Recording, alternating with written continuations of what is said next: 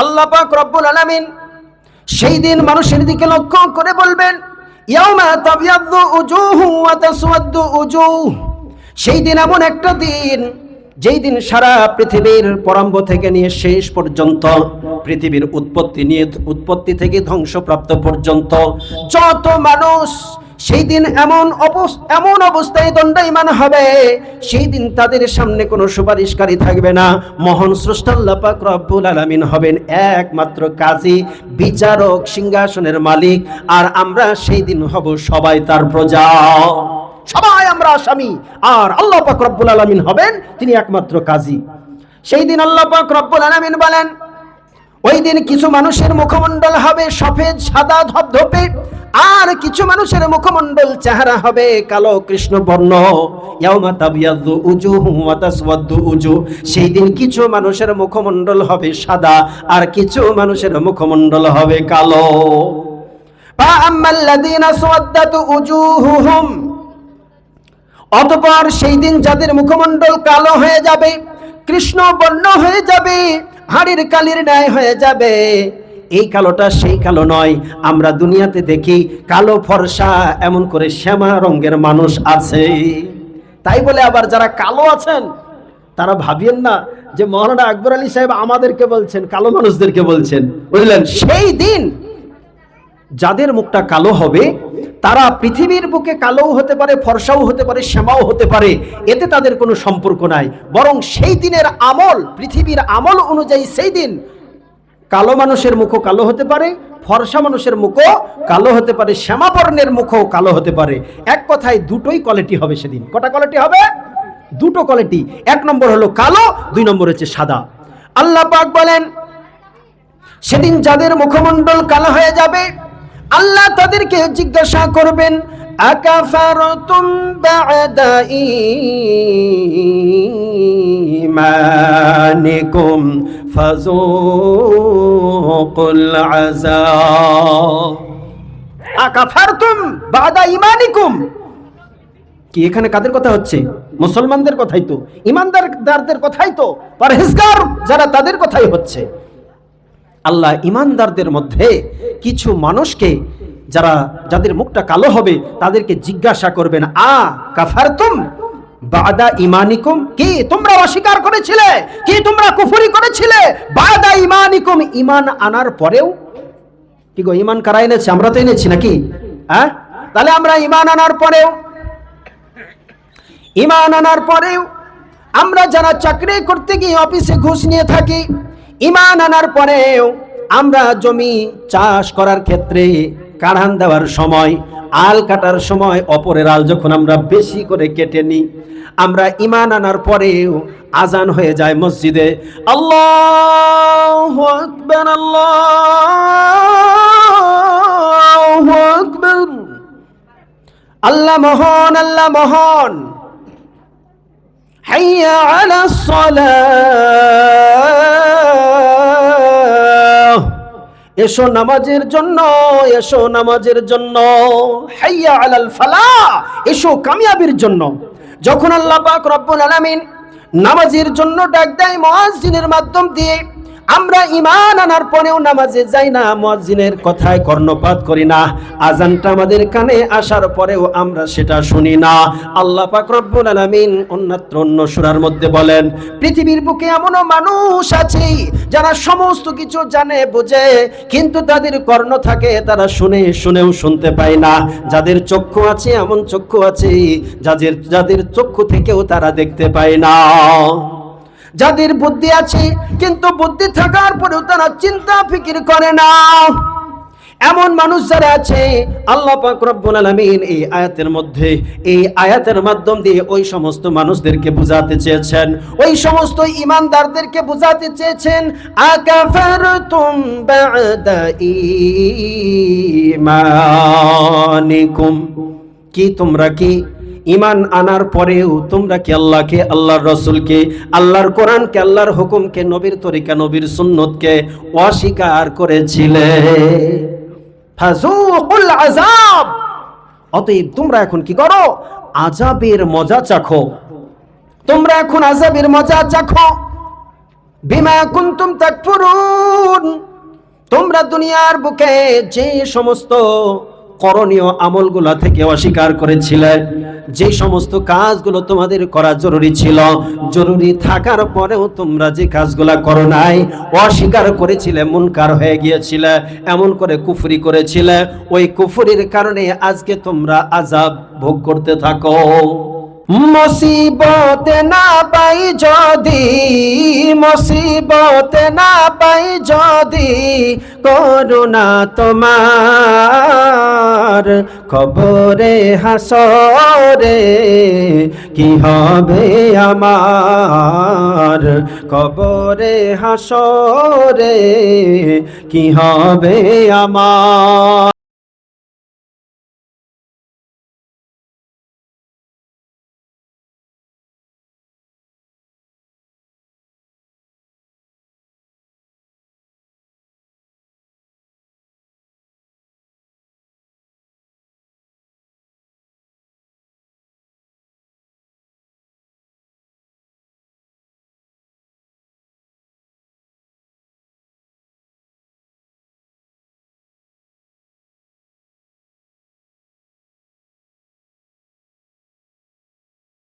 ডুবে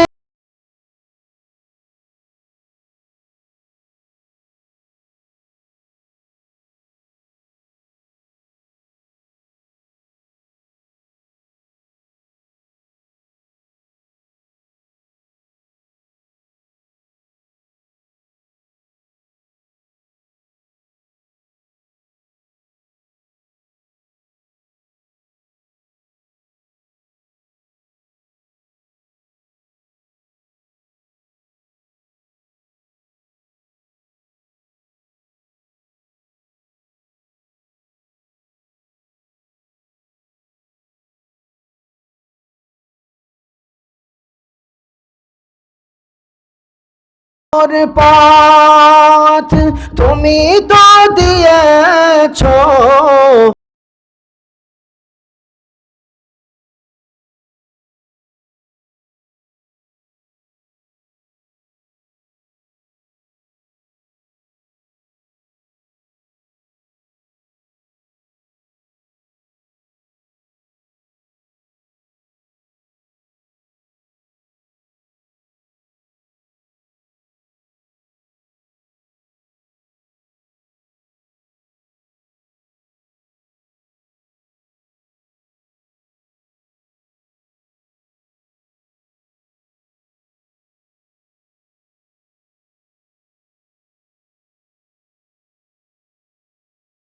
পাই যদি করুণা তোমার কবরে হাসরে কি হবে আমার, কবরে হাসরে কি হবে আমার। বুঝলেন? তো সেই দিন আল্লাহ পাক রব্বুল আলামিন কি করবেন? আমাদের যে কর্মগুলো আছে, গুনাহগুলো আছে, এই গুনহার জন্য তিনি আমাদেরকে জাহান্নামের মধ্যে ফেলে দিবেন। আমাদের একটা শাফি আছেন, হাদি আছেন, পথ প্রদর্শক আছেন, শাফাআতকারী একজন আছেন, যিনি জনাবে মুহাম্মদুর রাসূলুল্লাহ সাল্লাল্লাহু আলাইহি ওয়াসাল্লাম। আল্লাহ পাক রব্বুল আলামিন আমাদের সম্মান মর্তবাকে উঁচু করে দিয়েছেন কি দিয়ে? একজন সর্বশ্রেষ্ঠ নবী ও রাসূল দিয়ে। এই নবী রাসূলকে পাওয়ার পরেও আমরা আজকে যদি জাহান্নামে চলে যাই, জাহান্নামে যাওয়ার উপযোগী হয়ে যায়, তাহলে আমাদের চাইতে হতভাগা আর কেউ হবে না। বুঝলেন? বিশ্ব নবী সাল্লাল্লাহু আলাইহি ওয়াসাল্লাম তিনি সেই দিন, এমন একটা দিন হবে যেই দিন কেউ কাউকে বাঁচাতে পারবে না, উপকার করতে পারবে না, সাহায্য করতে পারবে না। সেই দিন আল্লাহ পাক রব্বুল আলামিন আমার নবী, আপনার নবী মুহাম্মদুর রাসূলুল্লাহ সাল্লাল্লাহু আলাইহি ওয়াসাল্লামকে তিনি সুপারিশের অনুমতি দেবেন। সেই দিন আল্লাহর রাসূল সাল্লাল্লাহু আলাইহি ওয়াসাল্লাম তিনি তিনার সার মুবারককে সিজদায় পতিত করে দেবেন। সিজদায় পতিত হয়ে আল্লাহর কাছে প্রার্থনা করবেন, কান্না করবেন, চোখ দিয়ে অশ্রু প্রবাহিত হবে। কপালের নিচটা কাদা কাদা হয়ে যাবে, আল্লাহ পাক রব্বুল আলামিন বরদাস্ত করতে পারবেন না। এমতো অবস্থায় আল্লাহ পাক রব্বুল আলামিন ফেরেশতা জিবরিলকে পাঠিয়ে দিবেন আর বলবেন, ও ফেরেশতা জিবরিল যাও যাও যাও, আমার দোস্ত আমার হাবিব এমন করে মাটিতে সিজদা দিয়ে দিয়েছে, তার কপালের তলাটা কাদা মাটি হয়ে গিয়েছে, আমার আর বরদাস্ত হয় না, এমন করে তাকে গিয়ে বলো সে যেন তার কপালটা সেখান থেকে তুলে নেয়। বুঝলেন? আল্লাহর রাসূল সাল্লাল্লাহু আলাইহি ওয়াসাল্লাম তিনি ফেরেশতা জিবরিল আলাইহিস সালাতু ওয়াস সালামকে বলবেন, ও ফেরেশতা জিবরিল, তুমি আমার আল্লাহ পাক রব্বুল আলামিনের যে সন্দেশটা নিয়ে এসেছো, খবরটা নিয়ে এসেছো, আমার আল্লাহ কিন্তু দেখতে পাচ্ছেন, আমার আল্লাহ দেখছেন। আমি তোমার মাধ্যম দিয়ে আমার সরাসরি আমার আল্লাহর কাছে আমার একটাই ফরিয়াদ থাকবে, সেটা হলো যে আমার যত গুনাহগার উম্মত আছে, আমার যত গুনাহগার উম্মত আছে, সমস্ত উম্মতকে আল্লাহ পাক রব্বুল আলামিন যেন কি করেন, ক্ষমা করে দেন, মাফ করে দেন, আমি তাদেরকে নিয়ে জান্নাতে যাব। আল্লাহ পাকের ফেরেশতা জিবরিল আল্লাহর কাছে যাবেন, আবার ফিরে এসে সন্দেশ দিবেন, খবর দিবেন, আসসালামু আলাইকা ইয়া রাসূলুল্লাহ ইয়া হাবিবাল্লাহ, আল্লাহ পাক রব্বুল আলামিন আপনার জন্য সুসংবাদ দিয়েছে, আপনার উম্মতের জন্য সুসংবাদ দিয়েছেন, এমন করে আপনি মাথা তুলুন। আল্লাহ পাক রব্বুল আলামিন আপনার উম্মতের মধ্যেই 3 ভাগের 1 ভাগ উম্মতকে আল্লাহ পাক ক্ষমা করে দিয়েছেন, আপনি তাদেরকে সঙ্গে করে নিয়ে আপনি জান্নাতে চলে যান।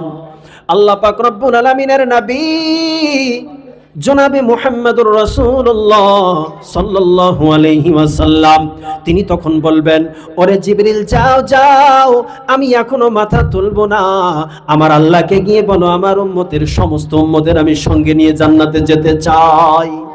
আল্লাহ পাক রব্বুল আলামিন তিনি শুনছেন ফেরেশতা জিবরিল যাবে, আবার আসবে, দ্বিতীয় সন্দেশ নিয়ে আসবে।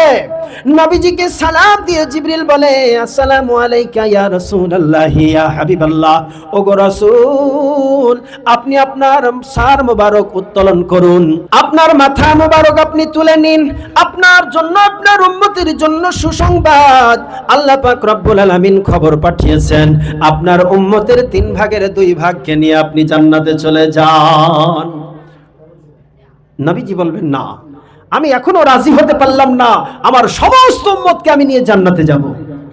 আল্লাহ পাক রব্বুল আলামিনের ফেরেশতা আবার যাবে, আবার আসবে, আর আসার পরে তিনি আবার ঘোষণা দিবেন, আসসালামু আলাইকা ইয়া রাসূলুল্লাহ ইয়া হাবিবাল্লাহ, বড় খুশখবরি, বড় সুসংবাদ আপনার জন্য, আপনার উম্মতের জন্য, আল্লাহ পাক রব্বুল আলামিন ঘোষণা করে দিয়েছেন, আপনি আপনার সমস্ত গুনাহগার উম্মতকে নিয়ে জান্নাতে যান। কি গো, কিছু বলবেন না আপনারা? সুবহানাল্লাহ, আলহামদুলিল্লাহ। আল্লাহ পাক রব্বুল আলামিন যখন এই ঘোষণা দিয়ে দিবেন, নবীজি তিনার চোখ মোবারক মুছতে মুছতে, কপাল মুছতে মুছতে মাথাখানা উত্তোলন করবেন, ডানে বামে সামনে পিছনে যত গুনাহগার উম্মতেরা জাহান্নামে যাওয়ার জন্য লাইনে দাঁড়িয়ে থাকবে, আল্লাহর রাসূল সমস্ত উম্মতদেরকে নিয়ে জান্নাতে চলে যাবেন। একবার জোরে সরে বলি আলহামদুলিল্লাহ। এর চাইতে বড় খুশির বিষয় আমাদের জন্য কি আর কিছু আছে গো? এই আছে বলেন? নাই তো।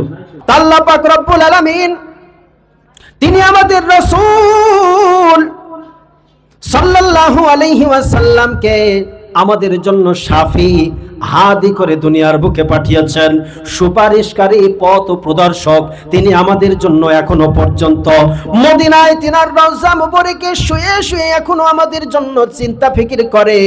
কিন্তু আমরা কেমন তার উম্মত যে আমরা আমাদের মমতাকে একটু তার লোভ লালসায় আমরা তাকে ভোটটা দিয়ে দিলাম, তার কথা মেনে নিলাম। এমন করে তিনি বললেন মুর্শিদাবাদের জমিনে এসে, পশ্চিম বাংলার মন্ত্রী, ওগো মুসলমানেরা, তোমরা যদি ওয়াকফ নিয়ে যদি বাড়াবাড়ি করো, তোমরা যদি আন্দোলন করো, এই আন্দোলন আমার রাজ্য পশ্চিম বাংলায় চলবে না, তোমরা করতে চাইলে তোমরা দিল্লিতে চলে যাও, এখানে কোনো রকমের কোনো আন্দোলন করবে না, আর যারা করবে গুলোগুলি করবে তাদের আমার চাইতে বড় শত্রু আর কেউ হবে না।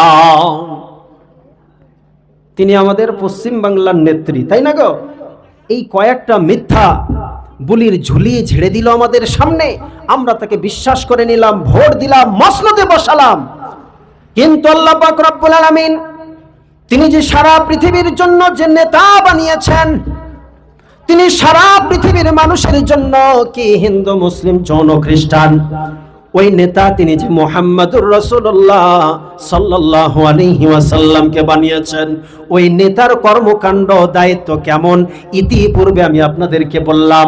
যতক্ষণ পর্যন্ত তার অনুসারী তার উম্মতকে ওই জাহান্নাম থেকে বাঁচিয়ে জান্নাতে না নিয়ে যাবেন, ততক্ষণ পর্যন্ত তিনার মাথা তিনি তুলবেন না। সুবহানাল্লাহ। আমরা হতভাগা মুসলমান, আমরা হতভাগা ইমানদার, ওই রকম নেতার পিছন ছেড়ে দিয়েছি আমরা, ওই রকম বাদশার পিছন আমরা ছেড়ে দিয়েছি। আল্লাহকে আমরা আমাদের বাদশা মানি না, না মেনে আমরা মোদিকে আমাদের বাদশা মেনে নিয়েছি। আমরা আল্লাহর রসুলকে আমাদের নেতা মানিনি, আমরা মমতাকে আমাদের নেতা মেনে নিয়েছি, নেত্রী মেনে নিয়েছি। যার ফলে আজকে আমাদের উপরে এই রকম বিপদ আপদ বালা মুসিবত গুলো আসতেই আছে। এখন আপনি লক্ষ্য করে দেখুন, সারা পশ্চিম বাংলা জুড়ে একটাই খবর চলছে, এই ওয়াকফ সম্পত্তির জমিগুলা এগুলা এক নম্বর খতিয়ানে কেমন করে চলে গেল। তিনি তো আমাদেরকে বলেছিলেন যে তোমাদের চিন্তা নাই, জমি রক্ষা করব আমি, তোমাদেরকে রক্ষা করব আমি। আর ওয়াকফ আইন তো এই তো সেদিন উম্মিদ পোর্টাল চালু হলো, তার আগে কি করে ওয়াকফ সম্পত্তিগুলো মসজিদ, মাদ্রাসা, ঈদগাহ, খানকা এগুলো এক নম্বর খতিয়ানে চলে গেল কি করে? হ্যাঁ, জেলার কালেক্টরের নামে কি করে হয়ে গেল? মসজিদের সম্পত্তি এমনি এমনি হয়ে যায় গো, কি গো হবে এমনি এমনি? হ্যাঁ, হবে না। তাহলে উনি আমাদেরকে উপরে উপরে মিথ্যা বলির ঝুলি ঝেড়েছিলেন, আর ভিতরে ভিতরে উনি অফিসারদেরকে অর্ডার দিয়ে সমস্ত মসজিদ, মাদ্রাসা, ঈদগাহ, খানকা, কবরস্থানের সম্পত্তিগুলোকে এক নম্বর খতিয়ানে করেছিলেন। মানে মোদির চাইতে আরো ভয়ঙ্কর ব্যাপার, কি বুঝতে পারা গেল? তা আমরা এরকম নেত্রীর পিছনটা আমরা একটু ছেড়ে দিই, এরকম নেতার পিছন আমরা ছেড়ে দিই। আমরা সেই নেতার পিছন ধরবো যেই নেতা আমাদের কাল কিয়ামতের মাঠে, হাসরের ময়দানে আমাদের পরকালের জিন্দেগি পার করে দিবেন, জাহান্নাম থেকে বাঁচিয়ে জান্নাতে নিয়ে যাবেন। ইনশাআল্লাহ আমরা সেই নেতার পিছন ধরবো তো?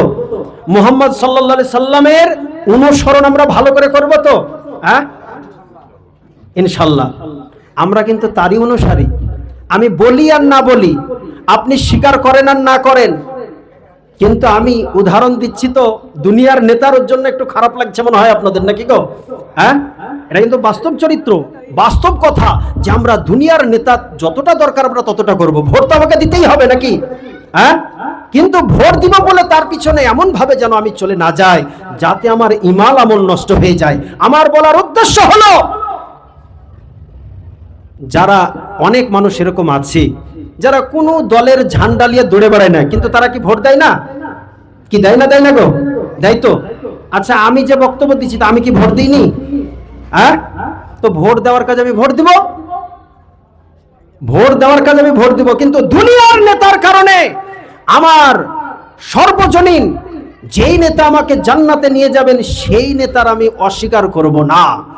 আমার বলার উদ্দেশ্য হলো যে কাল কিয়ামতের মাঠে, হাসরের ময়দানে ওই যে আয়াতটা পড়লাম, উজুহু ইয়াউমা তাবিয়াযু উজুহু ওয়া তাসওয়াদ্দু উজু, কিছু চেহারা কালো হবে, কিছু চেহারা সাদা হবে। এর কারণ কি? এরা তো সবই মুসলমান, সবই তো ইমানদার।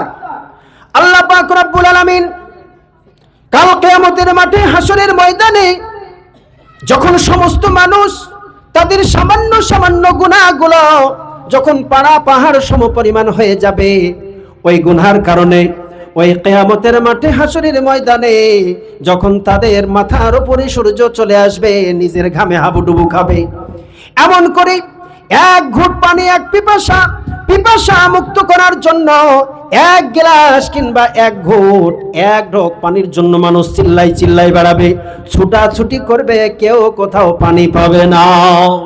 সেই দিন দুনিয়ার কোন নেতা, দুনিয়ার কোন মন্ত্রী, প্রধানমন্ত্রী হোক, মুখ্যমন্ত্রী হোক, জজ, ব্যারিস্টার, হাকিম হোক না কেন, সেই দিন আমাকে কেউ সাহায্য করবে না। সেদিন যিনি আমাকে সাহায্য করবেন সেদিন হলো বিশ্বনবী মুহাম্মদুর রাসূলুল্লাহ সাল্লাল্লাহু আলাইহি ওয়াসাল্লাম। তিনি আমাদেরকে হাউজে কাউসারের পানি দান করবেন। কি সেই দিন হাউজে কাউসারের পানি আমাদের দরকার আছে না নাই গো? আছে তো? হ্যাঁ, তাহলে ওই হাউজে কাউসারের পানি নেওয়ার সময় সব ইমানদারদের লাইন থাকবে, বুঝাতে পারলাম? আমরা যত মুসলমান আছি সবাই লাইন দেব, ওখানে বুঝাই যাবে যে মুসলমান মানেই হাউজে কাউসারের পানিতে লাইন দিবে। আল্লাহ পাক রব্বুল আলামিন এর নবী সাল্লাল্লাহু আলাইহি ওয়াসাল্লাম হাউজে কাউসারের সামনে গিলাসে পিয়ালাতে পানি নিয়ে দাঁড়িয়ে থাকবেন, এমন করে তিনি হাতে পানি দিবেন। এক ঢোক পানি ভিতরে চলে যাওয়ার সঙ্গে সঙ্গে সমস্ত রকমের পিপাসা, গরম তাপ, সূর্যের তাপ পর্যন্ত ভুলে যাবে মানুষ।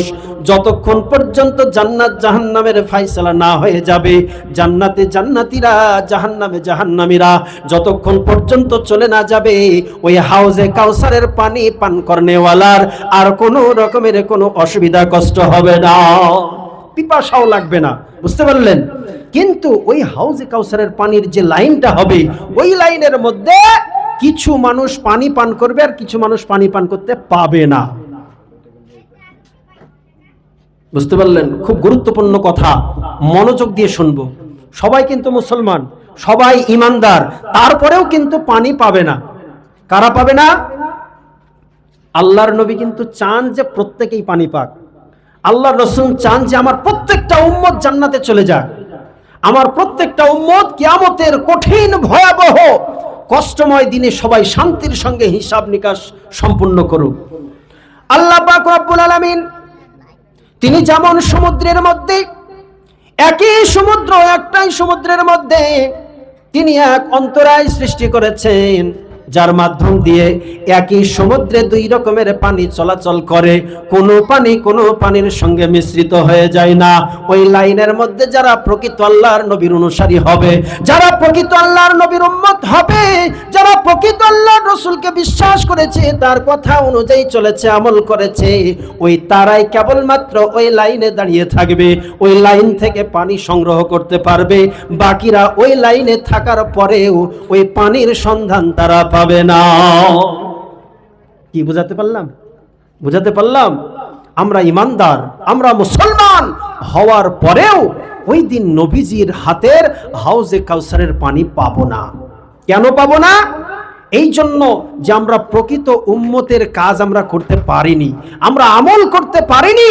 আকাফারতুম বাদা ঈমানিকুম, আল্লাহ পাক রব্বুল আলামিন সেদিন প্রশ্ন করবেন, কি তোমরা কি ঈমান আনার পরেও আমাকে অস্বীকার করেছিলে, আমার সঙ্গে কুফরি করেছিলে, শিরকি করেছিলে? বলো কেন করেছিলে? অতএব তার শাস্তি হিসাবে আজ তোমরা জাহান্নামে চলে যাও, জাহান্নামের আযাব ভোগ করো। আল্লাহ পাক রব্বুল আলামিন অনুরূপভাবে আল্লাহর রাসূল সাল্লাল্লাহু আলাইহি ওয়াসাল্লামের যারা উম্মত হবে তারা তো সবাই জান্নাতে যাবে, আর যারা উম্মত হবে না তারা কিন্তু জান্নাতে যেতে পাবে না আমাদের নবীর সুপারিশের মাধ্যমে। কিয়ামতের মাঠে আল্লাহর নবী সাল্লাল্লাহু আলাইহি ওয়াসাল্লাম তিনি যে আল্লাহর কাছে প্রার্থনা করলেন, কবুলও হয়ে গেল যে সমস্ত উম্মতকে নিয়ে জান্নাতে চলে যায়। আচ্ছা বলেন, আমাদের এখন সরকার আছে টিএমসি, তাহলে 4-5টা আপনার পার্টির যদি ক্যাম্প হয়, ওখানে যদি রিলিফ দেওয়া হয়, তাহলে কোন পার্টি বেশি দিতে পারবে? যে সরকারে আছে সেই দিতে পারবে নাকি গো? হ্যাঁ, ধরেন 100 কেজি করে চাল দিচ্ছে টিএমসি, বিজেপি দিচ্ছে 90 কেজি, সিপিএম কংগ্রেস এরা 70-80 কেজি করে, আইএসএফ মিম এরা 50-60 কেজি করে। বলেন, যারা ঝান্ডা ধরেছিল সিপিএম কংগ্রেস আইএসএফ তারপরে মিমের, এরা বিজেপির, এরা ঝান্ডাটা টুক করে বগলের তলে জামার ভিতরে ভরবে না? ভরবে না? ওখানে যাওয়ার পরে কি কথা বলেন, হ্যাঁ না বলেন, ভরবে না? ভরবে না? হ্যাঁ, দিয়ে পাড়ার যে টিএমসি করে ভাই একটা ঝান্ডা দে না রে, বলে কেনে? বলে দূর পাগলা, এখানে তো ছক্কা মারামারি ব্যাপার রে, আমি তো আইএসএফ করি, আমার তো 50 কেজি, তুই তো টিএমসি করিস, তোর তো 100 কেজি, তোর ঝান্ডার তলে আমি যাবো 100 কেজি মাল নিয়ে চলে আসবো। বিজেপি বলবে যে ভাই আমরা তো একই পাড়ার মানুষ, আমরা বিজেপি করি তো কি আছে, এতে ঝান্ডা বগলে ভরলাম, একটু জোড়া ফুলের ঝান্ডাটা দে, 100 কেজি মাল নিয়ে চলে আসি। কি চলবে না? চলবে না? এরকম চলবে তো? খালি এটা দুনিয়াতেই চলবে না আখেরাতেও চলবে? কি গো, আখেরাতেও চলবে, ওখানেও চলবে। যদি তাই না চলতো, সূরা মুলকের তাফসীর খুলে দেখুন, আল্লাহ পাক রব্বুল আলামিন সেখানে তিনি জান্নাত এবং জাহান্নামের বর্ণনা দিয়েছেন। দিতে গিয়ে তিনি বলেন, দুনিয়াতে এমনও মানুষ থাকবে যারা দুনিয়ার বুকে জোর জবরদস্তি তাদের পক্ষে রায় নিয়ে এসেছিল। কি নাই? আছে না নাই? হ্যাঁ, টাকা আছে, পয়সা আছে, মেম্বার, প্রধান, এমএলএ, এমপি, হ্যাঁ, মন্ত্রী, মুখ্যমন্ত্রী, তাদের বিপক্ষে যদি কোনো কেস হয়ে যাচ্ছে, তারা ঘুষ ঘাস দিয়ে সাক্ষী তৈরি করে নিয়ে তারা কি করছে? কেস থেকে ছুটকারা পেয়ে যাচ্ছে। এরকম আখেরাতেও ঘটবে। আল্লাহ পাক রব্বুল আলামিন তিনি বলেন, ও দুনিয়ার মানুষ, তোমরা শুনে নাও, দুনিয়াতে যারা কি করেছো খেটে গিয়েছে, কেননা দুনিয়াতে আমি আল্লাহ পাক রব্বুল আলামিন তোমাদের সমস্ত কর্মকাণ্ডগুলো শাস্তি আমি তোমাদেরকে দুনিয়াতে দিই নাই, আমি আখেরাতে দেব। তোমরা দুনিয়ায় যারা চিন্তা ভাবনা করেছিলে লাঠির বলে অপরকে অন্যায় কাজ করিয়েছিলাম, নিজেও করেছিলাম, কিন্তু বিচারের বেলায় বেঁচে গিয়েছিলাম। আমি আল্লাহ পাক রব্বুল আলামিন বলি, ও দুনিয়ার শক্তিধর মানুষেরা, তোমরা শুনে নাও, শুনে নাও, আমি জাহান্নামের ফেরেশতা জান্নাতের ফেরেশতাকে এত শক্তিশালী করে দিয়েছি, এমন করে এত নেক করেছি তাদেরকে। তোমরা যদি মনে করো দুনিয়ার ভিতরে যত সম্পত্তি আছে, সোনা দানা হীরা মণি মুক্তা, দুনিয়া ও দুনিয়ার মধ্যে যত ধন সম্পত্তি আছে, সমস্ত ধন সম্পত্তি যদি আমার জান্নাত জাহান্নামের ফেরেশতাদেরকে দিয়ে দাও, আর যদি বলো 1 মিনিটের জন্য জাহান্নাম থেকে বের করে দাও আর জান্নাতে যাওয়ার সুযোগ করে দাও, তারা তোমার ওই ঘুষে রাজি হবে না। কি দুনিয়াতে ঘুষ দেওয়া দিয়ে চলছে না? তো আখেরাতে ওরকম চলবে, চেষ্টা করবে। তা আল্লাহ পাক আগেই সাবধান করে দিচ্ছেন। সূরার নাম কি বললাম? সূরা মুলক, যেই সূরাটা প্রত্যেকদিন রাত্রে পড়ার বিশাল ফজিলত রয়েছে। তো সেই সূরার মধ্যে আল্লাহ পাক বলছেন, তো ওই দিন এমন কিছু মানুষ থাকবে তারা বলবে যে আমরা ঘুষ ঘাস দিয়ে মালিক ফেরেশতাকে বলবো যে এই ঘুষটা নাও, একটু জাহান্নাম থেকে বের করে দাও। আর রিজওয়ানকে ঘুষ দিয়ে বলবো যে একটু জান্নাতে ঢুকতে দাও। ঢুকতে পারলে আর বেরোতে পারবে কেউ? কি গো, বের হবে? আর আল্লাহর ওয়াদা যে একবার জান্নাতে ঢুকবে সে আর বের হবে না, আর আল্লাহ তাকে বেরও করবেন না। তা আল্লাহ পাক বলছেন যে আমার ফেরেশতারা এরকম ঘুষখোর ফেরেশতা নয়। ও দুনিয়ার শক্তিধর মানুষেরা, তোমরা শুনে নাও, তোমরা যদি মনে করো জাহান্নামে যতগুলো মানুষ আছে তোমরা সবাই একত্রিত হয়ে যাবা, আর যাওয়ার পরে সলা পরামর্শ করবা, ইউনিটি তৈরি করবা, সংগঠন তৈরি করবা, করার পরে তোমরা যদি সবাই মিলে ওই জাহান্নামের ফেরেশতা মালিকের সঙ্গে লড়াই করে জাহান্নামের দরওয়াজা থেকে তাকে সরিয়ে দিয়ে তোমরা জাহান্নাম থেকে বেরিয়ে আবার জান্নাতের ফেরেশতার সঙ্গে লড়াই করে মারামারি করে জান্নাতে প্রবেশ করবে, এটাও তোমাদের দ্বারা সম্ভব হবে না। কেননা জান্নাত ও জাহান্নামের ফেরেশতা মালিক ও রিজওয়ানকে আমি আল্লাহ এত শক্তি ক্ষমতা দিয়েছি যে পৃথিবীর শুরু থেকে নিয়ে শেষ পর্যন্ত, ধ্বংস পর্যন্ত যত মানুষ এসেছে, সমস্ত মানুষ যদি একত্রিত হয়ে আমার ওই দুই ফেরেশতার সঙ্গে লড়াই করতে যায়, তা আমি তাদেরকে এত শক্তি দিয়েছি যে তাদের গোটা শরীর তো দূরের কথা, তাদের হাতের 5 আঙ্গুল তো দূরের কথা, একটা আঙ্গুল তো দূরের কথা, তাদের এই কানি আঙ্গুলের যে নখ আছে ওই নখ দিয়ে সবাইকে তুলবে আর ফেলবে, আছড়াবে। বলুন সুবহানাল্লাহ। এই কথা আল্লাহ কেন বললেন? দুনিয়াতে যে আমরা অভ্যাস আছি ঘুষ দেওয়া, মারামারি করে দখল করে নেওয়া, কোনো কিছু জমি জায়গা হোক, ঘর বাড়ি হোক, হ্যাঁ, বা অন্য কোনো বস্তু হোক, জিনিসপাতি হোক, জোর করে জোর খাটিয়ে শক্তি দেখিয়ে কেড়ে নেওয়া, এটা আল্লাহর কাছে চলবে না। অতএব সেই দিন আল্লাহ পাক রব্বুল আলামিন যে কিয়ামতের মাঠে হাসরের ময়দানে সমস্ত নবীর উদাহরণটা এই জন্য দিলাম, খুব সুন্দর ফিট খায়। তো ওই দিন যখন নবীর জন্য হুকুম হবে, ওগো মুহাম্মদ যাও, তোমার যত উম্মত আছে সমস্ত উম্মতকে নিয়ে তুমি জান্নাতে চলে যাও। ঈসা আলাইহিস সালাতু ওয়াস সালামের উম্মতেরা বলবে, আয় আল্লাহ, আমি ঈসা নবীর উম্মত নই, নবী মুহাম্মদুর রাসূলুল্লাহ সাল্লাল্লাহু আলাইহি ওয়াসাল্লামের উম্মত। মুসা নবীর উম্মতেরা বলবে, ওগো আল্লাহ, ওগো মুহাম্মদ, আমি আপনার উম্মত। এমন করে ঈসা, মুসা, হারুন, ইব্রাহিম, এমন করে ইউসুফ, এমন করে আরো যত নবী আছে সমস্ত নবীর উম্মতেরা সেই দিন যদি বলে আমরা নবী মুহাম্মদের উম্মত, তারাও তো তার দলে গিয়ে শামিল হয়ে যেতে পারে। কি হবে না? হবে না? হবে। সাক্ষী বানাবে আল্লাহ উম্মতে মুহাম্মাদীকে অন্য নবীর উম্মতের জন্য, যারা মিথ্যা কথা বলবে তাদের জন্য। এটাও ঘটবে। তো মা আয়েশা রাদিয়াল্লাহু তাআলা আনহু, দেখেন আমি বলছি তো, এটা আমার কথা শুনতে হবে না, মা আয়েশা রাদিয়াল্লাহু তাআলা আনহার হাদিসটা শুনুন, তাহলে পরিষ্কার হবে। মা আয়েশা রাদিয়াল্লাহু তাআলা আনহা এই হাদিসটা শোনার পরে তিনি আল্লাহর রাসূলকে বললেন, ইয়া রাসূলুল্লাহ, ইয়া হাবিবাল্লাহ, আজকে আপনার যে হাদিসটা শুনলাম, এই হাদিস শোনার পরে আমার কিছু জিজ্ঞাসা আছে। বলে, ওগো আয়েশা, বলে ফেলো, কি বলতে চাও? আয়েশা রাদিয়াল্লাহু তাআলা আনহা বলেন, ইয়া রাসূলুল্লাহ, ইয়া হাবিবাল্লাহ, এমন করে কাল কিয়ামতের মাঠে হাসরের ময়দানে আপনার এই ফজিলতের কথা শুনে সবাই আপনার দলভুক্ত হয়ে যাবে।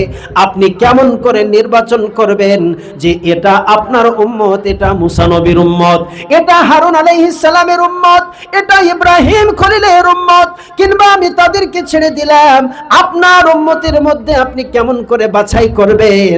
যারা কাফির ছিল, মুশরিক ছিল, যারা আপনাকে মেনেছে আর যারা আপনাকে মানেনি, আপনি কি করে নির্বাচন করবেন? এবার চলে আসি, আসুন, ঠিক আছে তো, বুঝলেন?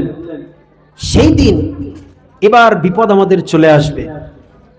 যদি ওই ক্যাম্পের ওখানে যদি বলে যে যারা 100 কেজি মাল নিবা তারা তাদের কুপনটা দেখাও, খালি ঝান্ডা দেখালে হবে না, কি কুপন দেখাতে হবে না? হবে না? হ্যাঁ, কি গো? আইএসএফ বা আরো অন্যান্য যে পার্টির লোকেরা আছে, ওদেরকে যদি আগে থেকে কুপন না দেওয়া হয়, ওইখানে ওরা মাল পাবে, লাইনে কিন্তু দাঁড়াবে, তারপরেও হুজ্জুতি করে কিছু লোক, কিন্তু মাল পাবে কি? পাবে না। অনুরূপ আমার নবীর যারা উম্মত হবে তাদেরও কুপন দেওয়া হবে, তাদেরও ঝান্ডা দেওয়া হবে। ওই কুপনটা কি? সেই কুপনের কথা নবীজি জানিয়ে দিলেন। মা আয়েশার প্রশ্ন যখন হয়ে গেল, ইয়া রাসূলুল্লাহ, ইয়া হাবিবাল্লাহ, কিয়ামতের মাঠে হাসরের ময়দানে লক্ষ লক্ষ কোটি কোটি অগণিত উম্মত রইবে, অগণিত সম্প্রদায় রইবে, লক্ষ লক্ষ নবীর উম্মতেরা রইবে, আপনার উম্মতের মধ্যে কাফির মুশরিক বেদিন সবাই থাকবে। আপনি কেমন করে বাছাই করবেন যে এটা আপনার উম্মত আর এটা আপনার উম্মত নয়? এইবার দেখেন, নবীজি বললেন, ওগো আয়েশা, একটা বিশাল ময়দানে যদি লক্ষ লক্ষ কোটি কোটি ঘোড়া ছেড়ে দেওয়া হয়, আর ওই ঘোড়াগুলি যদি বিভিন্ন কালার ও আকৃতির হয়ে থাকে, আর আমি যদি তোমাকে বলি, আয়েশা রে, এমন কিছু ঘোড়া আছে ওই বিভিন্ন হরেক রকমের রঙের মধ্যে, যে সমস্ত ঘোড়ার কপালগুলো সাদা রয়েছে, বাকি অন্যান্য ঘোড়াগুলো থেকে ওই কপাল সাদাওয়ালা ঘোড়াগুলোকে তুমি আলাদা করে নাও, বলো আয়েশা তোমার কি অসুবিধা হবে? আয়েশা রাদিয়াল্লাহু তাআলা আনহা বলছেন, ইয়া রাসূলুল্লাহ, ইয়া হাবিবাল্লাহ, এটা তো বড় সহজ হয়ে যাবে, আমি একদিক থেকে খেয়াল করব, আপনি যে চিহ্নটা বলবেন সেই চিহ্নওয়ালা মানুষগুলোকে, ঘোড়াগুলোকে আমি আলাদা করে নেব। নবীজি বলেন, ওগো আয়েশা শোনো, ওই কাল কিয়ামতের মাঠে হাসরের ময়দানে যারা আমার উম্মত হবে তাদের কপাল হবে সাদা ধবধবে, তাদের সিজদার জায়গাগুলা পূর্ণিমার চাঁদের চাইতেও জলজল করে ওই কিয়ামতের মাঠে হাসরের ময়দানে জ্বলতে থাকবে। সেই দিন আমি দেখে চিনে নেব যে এটা আমার উম্মত, এটা আমার উম্মত, এটা আমার উম্মত, আর আমার উম্মতগুলোকে নিয়ে আল্লাহর হুকুমে আমি সমস্ত উম্মতকে নিয়ে জান্নাতে চলে যাব। কি বুঝাতে পারলাম? হ্যাঁ, আচ্ছা, পার্টির উদাহরণ দেওয়াতে কেউ দুঃখ পাননি তো? যদি দুঃখ পেয়ে থাকেন ক্ষমা করবেন, কেননা এক্সাম্পলটা একবার এক্স্যাক্টলি পারফেক্ট। কেননা আজকে দুনিয়াতে যে বিষয়টা চলছে, কাল কিয়ামতের মাঠে হাসরের ময়দানেও ঠিক অনুরূপ একটা মারহালা হবে। আমরা সবাই ত্রাহি ত্রাহি করব, ইয়া নাফসি করব। শুধু আমরা উম্মতে মুহাম্মাদি বলে কথা নয়, সমস্ত নবীরা পর্যন্ত ইয়া নাফসি করবে। একমাত্র আমার রাসূল, আমার নবী, তিনি বলবেন ইয়া উম্মতি, ইয়া উম্মতি। ওই মারহালাতে বলেন, কেই বানা চাইবে যে আমি নবী মুহাম্মাদের দলভুক্ত হয়ে যাই আর জান্নাতে চলে যাই? কি চাইবে না? চাইবে, কিন্তু সেদিন একটা শক্তপোক্ত বড় কুপনের প্রয়োজন হবে, একটা সার্টিফিকেটের প্রয়োজন হবে, একটা নিশানের প্রয়োজন হবে। সেই নিশানটা হলো আল্লাহর নবী সাল্লাল্লাহু আলাইহি ওয়াসাল্লাম তিনি ঘোষণা দিয়ে বলে দিয়েছেন, বুখারী, মুসলিম, আবু দাউদ, তিরমিজি, নাসাই প্রত্যেকটা হাদিসের কিতাবে আপনি এই হাদিসটা খুঁজে পাবেন এবং সহিহ হিসাবে পাবেন যে আল্লাহ পাক রব্বুল আলামিনের বান্দা, যে আল্লাহর রাসূলের উম্মত হবে প্রকৃত, তাদের কপাল, হাঁটু, সিজদার জায়গাগুলা আপনার কাল কিয়ামতের মাঠে, হাসরের ময়দানে পূর্ণিমার চাঁদের চাইতে উজ্জ্বল হয়ে জ্বলজ্বল করে জ্বলতে থাকবে। বলি সুবহানাল্লাহ। সেই দিন ওই নিশান দেখে নবীজি আমাদেরকে জান্নাতে নিয়ে যাবেন। এবার বলি, আমরা দুনিয়ার সাজ সজ্জা, দুনিয়ার খেতিবাড়ি, বিবি বাচ্চা, সন্তান সন্ততি, গাড়ি বাড়ি, বিল্ডিং বালাখানা, চাকর চাকরানি, চেয়ার গদি, মান সম্মান নিয়ে আমরা মাতামাতি করব, নাকি এর মাঝে আমরা সবচাইতে বেশি প্রাধান্য দিব আমার ঈমানকে, আমার আখিরাতকে? কি গো, ইনশাআল্লাহ আমরা ঈমানকে প্রাধান্য দেওয়ার চেষ্টা করব। আমরা প্রত্যেকটা কাজে লক্ষ্য করব যে এই কাজে আমার রাসূলের কি আদেশ আছে, এই কাজে আমার আল্লাহ পাকের কি হুকুম আছে, আর এই হুকুমটা পালন করতে গেলে আমার রাসূল আমাকে কি থিওরি দিয়েছে, সেই থিওরি অনুযায়ী আমরা চলবো। বলি ইনশাআল্লাহ। আজকে কত তারিখ? 26 তারিখ নাকি? হ্যাঁ, আচ্ছা বলেন, গতকাল ইমানদারদের কোনো উৎসব ছিল? গতকাল অর্থাৎ 25শে ডিসেম্বর মুসলমানদের কোনো উৎসব ছিল বলে আপনাদের কারো জানা আছে? নাই, ছিল না তো? আমারও জানা নাই যে কোনো উৎসব ছিল। এইটুকু জানি যে আমাদের কোনো উৎসব ছিল না। আচ্ছা বলেন, আপনাদের গ্রামে না হতে পারে, তাও বলা যায় না, কালকে কেক খেয়েছেন কে কে বলেন? আপনি নিজে খাননি, আপনার বাড়ির ছেলে মেয়েরা কি খেয়েছেন কেউ? গ্রামগঞ্জে এর প্রচলন খুব কম, আলহামদুলিল্লাহ এরা বেঁচে আছে। কিন্তু আমার শহরে, লালবাগ শহর, বহরমপুর শহর, আরো যত শহরগুলো আছে, হিন্দু, মুসলিম, জৈন, খ্রিস্টান, ডোম, চাড়াল, যত ধর্মের মানুষ আছে, মনে হচ্ছে যে এটা সবারই কি গো, সবারই একটা উৎসব। বিশাল ফাংশন হচ্ছে আমাদের লালবাগে, আরো বিভিন্ন শহরে, বুঝলেন? কিন্তু অ্যাকচুয়ালি এই উৎসবটা ঈসাইদের, তাই না? খ্রিস্টানদের উৎসব। কিন্তু লালবাগে গেলে আপনারা যদি কেউ যেয়ে থাকেন কালকে, তো কেউ বুঝতে পারবেন না যে এখানে খ্রিস্টানদের কোনো উৎসব চলছে, এটা বুঝতে পারবেন না। তার কারণ ওখানে হিন্দু, মুসলিম, জৈন, খ্রিস্টান সবাইকে পাবেন। এই বলা বলিতে, এই মঞ্চে, জুমার খুতবায়, বিভিন্ন জায়গায় বলার কারণে তারপরেও লক্ষণীয় বা লক্ষ্য হচ্ছে, দেখতে পাচ্ছি যে হ্যাঁ কেউ করছে, তো তাকে যখন পার্সোনালি বলছি তো বলছে ভাই আমি তো করি না, এখন বাড়ির বড় ভাই, বড় চাচা নিয়ে চলে এসেছে, তো এখন কি করবো, আজকে খাবো না কাল খাবো, বুঝলেন? আজ খাবো না কাল খাবো। 25শে ডিসেম্বর আমাদের কোনো উৎসব নয়, অথচ আমরা কিন্তু হুড়িয়ে করছি। আপনার গ্রামে নাই, কিন্তু এটা আসতে দেরি লাগবে না যদি আমরা সচেতন না হই, ছেলে মেয়েদেরকে যদি না সচেতন করি। আপনি খেয়াল করে দেখুন, আপনাদের যাদের ছেলে মেয়েরা বাইরে শহরে লেখাপড়া করে, তো বাইরে লেখাপড়া, বাইরে থাকা 100টার মধ্যে 50টা ছেলে মেয়ে দেখেন গা ওই উৎসবে জড়িত হয়েছে, অংশগ্রহণ করেছে। আপনি খোঁজ নিয়ে দেখবেন, দেখার পরে জানতে পারলে তাদেরকে বুঝিয়ে বলবেন যে বাবা দেখো এটা আমাদের উৎসব নয়। মেরি ক্রিসমাস, এই কথাটার অর্থ কি? যে আল্লাহ ঈসা আলাইহিস সালাতু ওয়াস সালামকে জন্ম দিয়েছেন। বলুন নাউজুবিল্লাহ। আজকে মুসলমানেরা সোশ্যাল মিডিয়ায়, ফেসবুক, হোয়াটসঅ্যাপ করলে দেখতে পাওয়া যাচ্ছে মুসলমান মুখে দাঁড়িয়ে আছে, মুসলিম মহিলা মাথায় হিজাব আছে, বোরখা পরা আছে, তারপরেও মেরি ক্রিসমাস লেখাটা বড় করে লিখেছে, কেকের উপরে লিখেছে, কেক কাটছে, নিজে খাচ্ছে, বাচ্চাকে খাওয়াচ্ছে। বলুন এটা কি?